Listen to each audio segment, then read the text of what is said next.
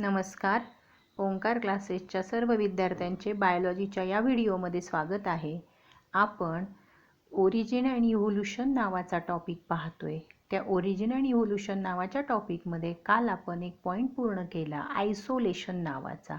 वेगवेगळ्या प्रकारची आपण आयसोलेशन्स त्यामध्ये पाहिली. मग ती जॉग्राफिक असतील किंवा रिप्रोडक्टिव्ह असतील, त्याच्यातले पुन्हा सब पॉईंट्स आपण पाहिले. त्याच्यानंतरचा पॉईंट स्क्वेअर ब्रॅकेटमध्ये जो दिलेला आहे तो आपण आधी बघतोय. What is variation? आता व्हेरिएशन म्हणजे काय? विविधता. विविधता म्हणजे काय? Differences in individuals of same species is called variations. हे आपलं आधी झालेलं आहे.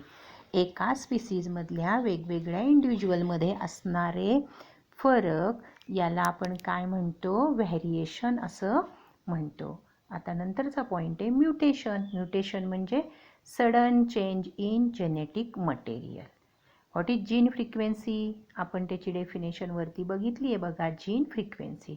व्हाय व्हेरिएशन्स ऑकर इन पॉप्युलेशन?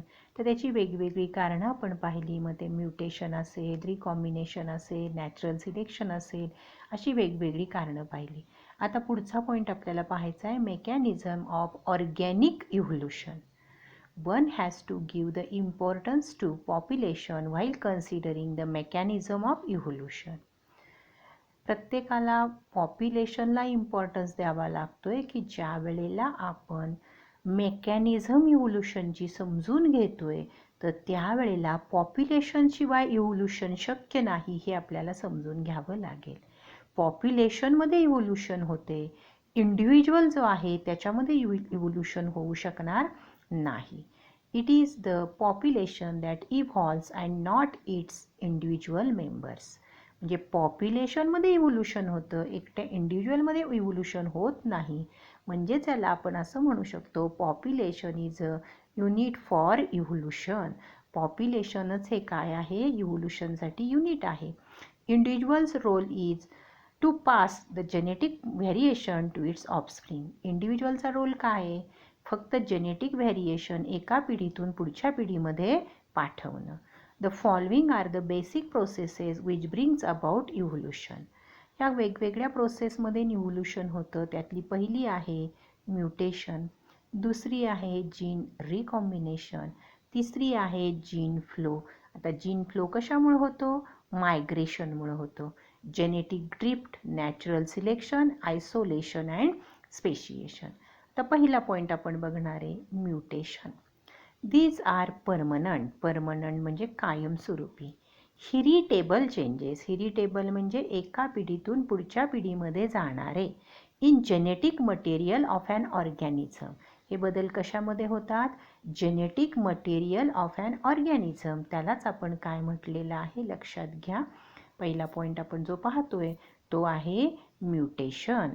हे चेंजेस जे होतात ते चेंजेस आपण इथं पाहिले. आता याच्यानंतरचा पॉईंट आहे mutations are already describe earlier in this chapter. आता म्युटेशनचे वेगवेगळे प्रकार आपण ह्या चॅप्टरमध्ये आधी शिकलो. Gene mutation produce new alleles which are added to gene pool. ज्यावेळेला म्युटेशन जीनमध्ये होतं त्यावेळेला नवीन अलील निर्माण होतो आणि तो अलील या जीन पूलमध्ये ॲड होतो. आता gene recombination. These are variation produced due to coming together of all alleles. आता हे व्हेरिएशन्स कशामुळं येतं? ज्यावेळेला सगळे अलील सेक्शुअल रिप्रोडक्शनच्या प्रोसेसमध्ये एकत्र येतात त्यावेळेला. Gene recombinations occur due to random union of gametes. Gene recombination कशी होतात की ज्यावेळेला गॅमीट्सचं रँडम युनियन होतं तेव्हा. Anaphasic separation of chromosome and crossing over. Anaphase म्हणजे मियोसिसमधली एक फेज आहे. त्यावेळेला क्रोमोसोमचं सेपरेशन होतं आणि त्याचं क्रॉसिंग ओव्हर होतं. त्यामुळं जीनमध्ये रिकॉम्बिनेशन बघायला मिळतं. ज्यावेळेला जीनमध्ये रिकॉम्बिनेशन बघायला मिळतं त्यावेळेला पुढचं कॅरेक्टर बदलतं. त्यालाच आपण व्हेरिएशन असं म्हणतो. आता gene flow. It is transfer of gene during interbreeding of population that are genetically different. Genetically different असलेल्या पॉप्युलेशनमध्ये जीनचं ट्रान्सफर होणं याला आपण जीन फ्लो म्हणतो. As explain earlier in this chapter. आपण आधी शिकलो आहे. Gene flow is due to immigration and immigration. आता बघा, उच्चार दोघांचे सारखेच आहेत पण दोघांचा अर्थ वेगळा आहे. मी तुम्हाला उदाहरण देऊन सांगते म्हणजे तुमच्या ते लक्षात येईल. उदाहरणार्थ, आपल्या इंडियामधून काही लोक फॉरेन कंट्रीमध्ये, अमेरिकेमध्ये राहायला जातात. म्हणजे आपल्या इथली लोकसंख्या काय झाली? कमी झाली. आणि तिथली लोकसंख्या काय झाली? वाढली. तर मायग्रेशन, स्थलांतर, त्याच्यामधले हे 2 पॉईंट आहेत. जिथून लोक जातात तिथली लोकसंख्या कमी होते, तिथला जीन फ्लो कमी होतो. आणि जिथं जाऊन ते राहतात तिथली लोकसंख्या वाढते आणि तिथला जीन फ्लो काय होतो? बदलतो. It brings about changes in allele frequency. आणि त्यामुळं जीनची अलील फ्रिक्वेन्सी तिकडे जाऊन बदलते. Genetic drift, any alteration in allele frequency. Any alteration in allele frequency. आता इथं अलीलचं स्पेलिंग चुकलं आहे बघा, तिथं अलीट झालं आहे. अलील फ्रिक्वेन्सी इन नॅचरल पॉप्युलेशन. पुस्तकामध्ये तुम्ही ते लगेच करेक्ट करून घ्या, नाहीतर वाचताना तुम्हाला ते कळणार नाही. Any alteration in allele frequency in natural population by chance. By चान्सचा अर्थ तुम्हाला कळतो, संधी मिळाल्यामुळं. Is called genetic drift. Concept of genetic drift was first given Sewall Wright. पहिल्यांदा आपल्याला हे सांगितलं सेवेल राईट नावाच्या शास्त्रज्ञांनी. Hence called as Sewall Wright effect. त्यालाच काय म्हणतो आपण? Sewall Wright effect. For example, elimination of particular allele. एखाद्या पॉप्युलेशनमधून पर्टिक्युलर अलील बाहेर जाणं, इलिमिनेट होणं, निघून जाणं from a population due to events like. आता काय इव्हेंट्स आहेत? Accidental death prior to mating of organism. ऑर्गॅनिझमच्या मेटिंगपूर्वी त्याची डेथ झाली. Genetic drift are random or directionless. आणि जेनेटिक ड्रिफ्ट कसे असतात? रँडम किंवा directionless. The effect of genetic drift is more significant in small population than in large population. हेच वाक्य आपण याच्या आधी शिकलो होतो आणि तेव्हा मी तुम्हाला सांगितलं होतं त्याला सेवेल राईट इफेक्ट म्हणतात. तो पुन्हा इथं रिपीट झाला आहे बघा. स्मॉल पॉप्युलेशनमध्ये हे चान्स जास्त असतो, लार्ज पॉप्युलेशनमध्ये कमी असतो. पुन्हा इथं लिहून ठेवा. Due to genetic drift some alleles of a population are lost. Genetic ड्रिफ्टमुळं काय होतात? काही अलील लॉस्ट होतात, नष्ट होतात. और रेड्युस्ड बाय चान्स. रेड्युस्ड म्हणजे कमी होतात, बाय चान्स म्हणजे संधीमुळं. And some other may be increase. आणि काही वेळेला काही वाढतात. Some time a few individual become isolated from large population. काय होतं? काही वेळेला काही इंडिव्हिज्युअल मोठ्या पॉप्युलेशनपासून वेगळे होतात. And they produce new population in new geographical area. आणि मग ते नवीन पॉप्युलेशन निर्माण करतात नवीन जिओग्राफिकल एरियामध्ये. The allele frequency of new population become different. आणि ही जी अलीलची फ्रिक्वेन्सी आहे न्यू पॉप्युलेशनमधली ती वेगळी असते. The original drifted population. Original drift झालेली पॉप्युलेशन म्हणजेच त्याला काय म्हटलं आहे? कोलोनायझिंग किंवा ॲन्सेस्टर. कोलोनायझिंग ॲन्सेस्टर एकत्र राहिलेले पूर्वज किंवा पायोनियर. पायोनियर म्हणजे प्रथम निर्माण झालेले. Becomes founder. आणि ते कोण आहेत? फाउंडर आहेत, ज्याला आपण संस्थापक असं म्हणतो. And effect is called founder effect. त्यालाच काय म्हटलं? Founder effect. The bottleneck effect is seen. Bottleneck effect एक एक्सपेरिमेंट आहे. Bottleneck when much of a population is killed due to natural disaster.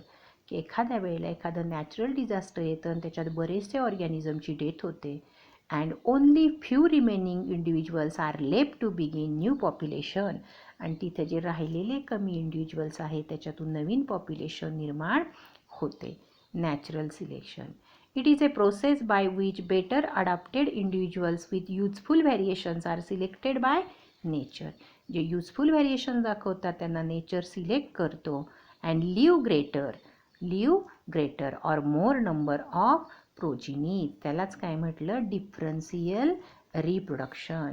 याच्यानंतर आपण पाहतोय टाईप्स ऑफ नॅचरल सिलेक्शन. त्याच्यामधला पहिला पॉईंट आहे स्टॅबिलायझिंग सिलेक्शन, बॅलन्सिंग सिलेक्शन. हे तीनही पॉईंट जे विद्यार्थी नीटला बसणार असतील त्यांनी हे डिटेल लक्षात ठेवायचे आहेत. टाईप्स ऑफ नॅचरल सिलेक्शन, त्यातला पहिला पॉईंट स्टॅबिलायझिंग सिलेक्शन, त्याचा ग्राफसुद्धा इथं दिलेले आहेत, ते तुम्ही व्यवस्थित लक्षात घ्यायचे आहेत. Here more individuals of population acquired mean character value. बरेचसे इंडिव्हिज्युअल काय दाखवतात? मीन कॅरेक्टर दाखवतात, average character. It tends to favor the intermediate forms and eliminate both phenotypic extreme. आता ह्या पॉप्युलेशनमध्ये दोन्ही बाजूला जे असतात, एक्स्ट्रीम कडेला जे असतात ते इलिमिनेट होतात. For example, more number of infants with intermediate weight survive better. More number of infants म्हणजे जन्माला आलेली बाळं, इंटरमिडिएट वेट म्हणजे साधारण वेट असलेली, survive better as compare to those who are overweight or underweight. मग आपण कशाची कंपॅरिझन करतो? एका बाजूला ओव्हरवेट असणारी आहेत आणि दुसऱ्या बाजूला अंडरवेट असणारी आहेत. पुढचा पॉईंट, इट रेड्युसेस व्हॅरिएशन. त्याच्यामध्ये व्हॅरिएशन्स कमी असतात. It does not lead to evolutionary changes but tend to maintain phenotypic stability within population. याच्यामुळे इव्होल्युशनमध्ये काही फारसा फरक पडत नाही, पण फिनोटायपिक स्टॅबिलिटी मात्र पॉप्युलेशनमध्ये येते. Therefore, it is called stabilizing selection. Generally, stabilizing selection represents a situation where population is adapted to its environment. आता इथं दिलं आहे नंबर ऑफ इंडिव्हिज्युअल्स, टाईम दिला आहे, selection against both extreme, extreme म्हणजे सुरुवातीचे आणि नंतरचे, मध्ये दिले पॉप्युलेशन आफ्टर सिलेक्शन आणि ओरिजिनल पॉप्युलेशन. आता दुसरं आहे directional selection. In this type, more individual acquired value other than the mean character value. म्हणजे मीन कॅरेक्टरपेक्षा दुसऱ्यांकडे जास्त व्हॅल्यू प्राप्त होते. Natural selection act to eliminate one of the extreme of phenotypic range and favour the other. इथं इव्होल्युशनमध्ये एकाला नष्ट केलं जातं आणि एकाला फायदा होतो. Example, systematic elimination of homozygous recessive. जे होमोझायगस म्हणजे दोघांचे जीन जे रेसेसिव्ह असतात त्यांना इलिमिनेट केलं जातं. Directional selection operate for many generations. हे बऱ्याच जनरेशन चालतं. It result in an evolutionary trend with population and shifting a peak in one direction. Peak म्हणजे टोक, अत्युच्च टोक त्या ठिकाणी जातं. Example, industrial melanism, DDT resistant to mosquito. आता इथे तुम्हाला टाईप्स ऑफ सिलेक्शनमध्ये कुठल्या प्रकारचं सिलेक्शन, त्याचं कुठलं एक्झाम्पल आहे आणि त्याचा इव्होल्युशनमध्ये काय रोल आहे, असे प्रश्न नीट आणि CETसाठी लक्षात ठेवावे लागतील. इथं त्याची डायग्रॅम दिलेली आहे. Selection against an extreme, number of individual, time, population after selection कुठली आहे बघा आणि ओरिजिनल पॉप्युलेशन कुठली आहे.